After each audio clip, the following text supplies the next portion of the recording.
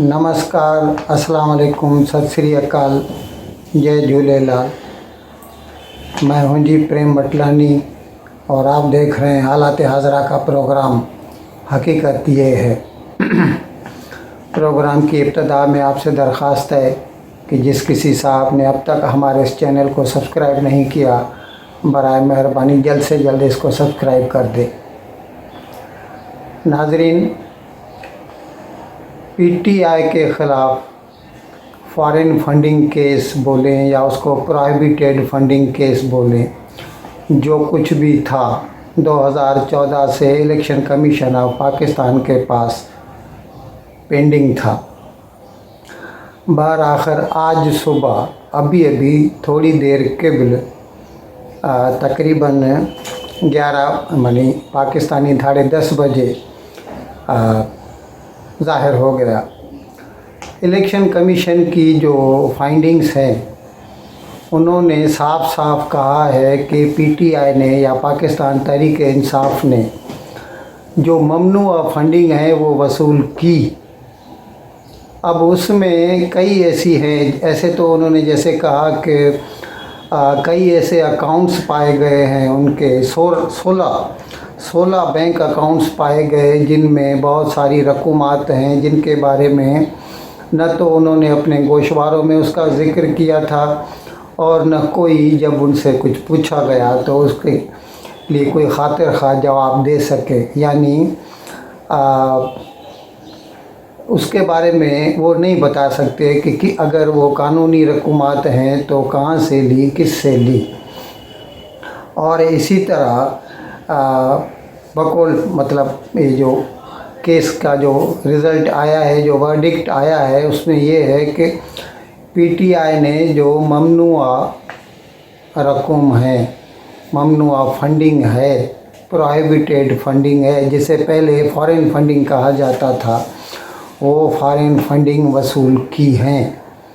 अब अच्छा, इसमें 2 रोज़ कबल हमने जो बताया था अपने नाजरीन को कि वो वुटन क्रिकेट क्लब और जो 2020 के मैचेस कराए गए इंग्लैंड में अबराज ग्रुप के आरिफ नकवी ने, और उससे भी जो इनको पैसा मिला उसका भी इन्होंने ज़िक्र कर दिया है, जबकि ये तो अभी ताज़ा आए हैं। लेकिन ये इसका मतलब है कि इलेक्शन कमीशन को इसका भी इल्म था, तो उन्होंने इसके बारे में भी ज़िक्र किया है। और दूसरी रकूमात के साथ साथ भाई आरिफ नकवी से भी इन्होंने फंडिंग वसूल की है। अब क्या हो सकता है, सवाल ये है। अब ये अपने जो फाइंडिंग्स हैं वो इन्होंने गवर्नमेंट को भेज दी हैं। अब गवर्नमेंट अपनी तरफ से, लॉ मिनिस्ट्री की तरफ से जो भी उसके ऊपर उनको सही लगेगा, दुरुस्त लगेगा, उसके हिसाब से वो इसके ऊपर फ़ैसला ले सकते हैं। हो सकता है पाकिस्तान तहरीक-ए-इंसाफ पर पाबंदी लगा दी जाए। अगर ऐसा हुआ तो पाकिस्तान तहरीक-ए-इंसाफ वालों को फिर किसी नए नाम से काम करना पड़ेगा। वो ऐसा कर सकते हैं, लेकिन फिर उसके जो मौजूदा जो भी मेंबरान हैं वो सभी नाअहल करार दे दिए जाएंगे। अब देखें क्या होता है। लेकिन ये एक बहुत नाजुक मोड़ है पाकिस्तान की सियासत में कि पाकिस्तान की इस वक्त में जो लार्जेस्ट पार्टी है उसके ख़िलाफ़ इलेक्शन कमीशन ने फ़ैसला दे दिया है। पाकिस्तान तहरीक-ए-इंसाफ के 11 नेशनल असम्बली के मेंबरान को उनके इस्तीफ़ा मंजूर कर दिए गए थे।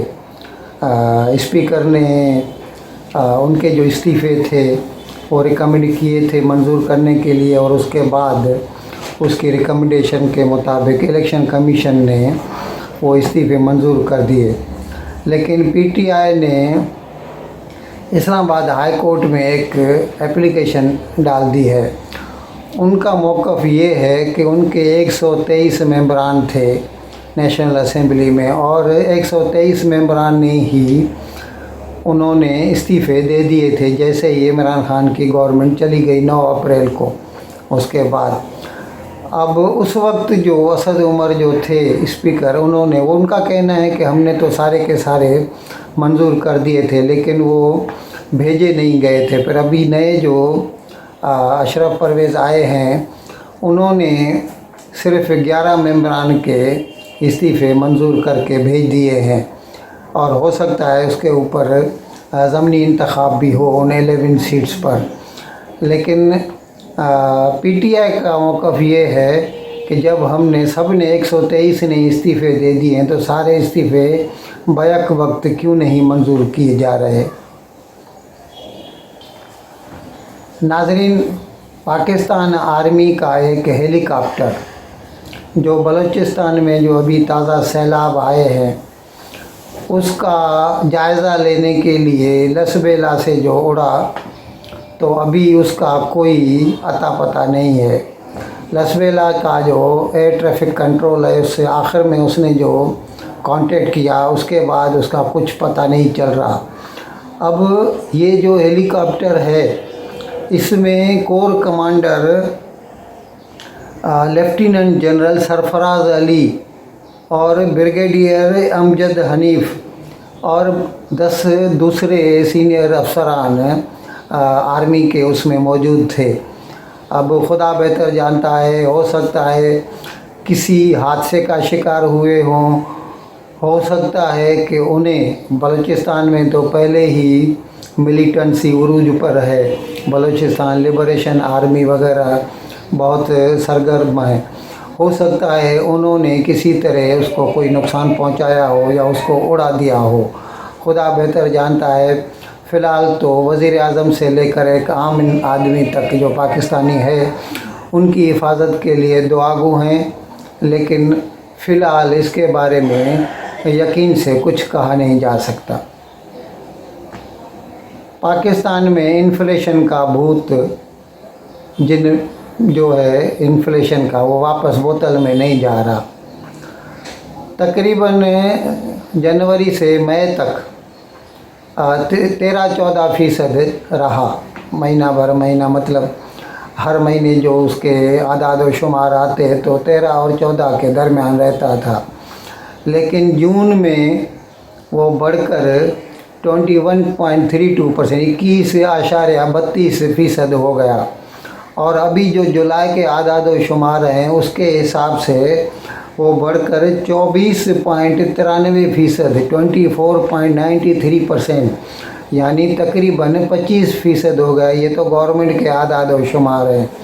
लोग तो चिल्ला रहे हैं, चीख रहे हैं कि महंगाई तले वो दब कर मर जाएंगे, लेकिन क्या करें, पाकिस्तान को तेल महंगा मिल रहा है, फॉरेन एक्सचेंज है नहीं, डॉलर 240 तक पहुंच गया है। और अभी तो सरकार ने ये भी फैसला कर लिया है कि पेट्रोलियम की जो मसनूआत हैं, वो हर रोज़ उसकी कीमतों में रद्द-बदल करेंगे डॉलर का भाव देखकर, क्योंकि उसी हिसाब से जो ऑयल मार्केटिंग कंपनी हैं, उनको पैसा भरना पड़ता है। तो अगर समझो उन्होंने फ़ैसला कर लिया, उस वक्त 210 रुपया डॉलर था और अभी 240 हो गया है, तो इस लिहाज से वो ऑयल मार्केटिंग कंपनी नुकसान में जाती है।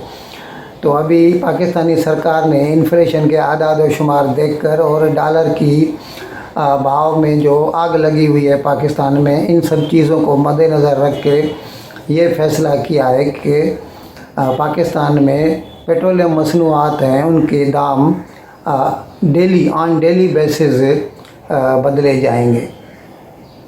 इन अल्फाज के साथ मैं आज का प्रोग्राम ख़त्म करने की आपसे इजाज़त चाहता हूँ, लेकिन विदाई लेने से पहले एक मरतबा फिर आपसे मेरी दरख्वास्त है कि जिस किसी साहब ने अब तक हमारे इस चैनल को सब्सक्राइब नहीं किया, बराए मेहरबानी इसको जल्द से जल्द सब्सक्राइब करें, प्रोग्राम को लाइक करें, शेयर करें और घंटी का बटन दबाना न भूलें। बहुत बहुत शुक्रिया। खुदा हाफिज़।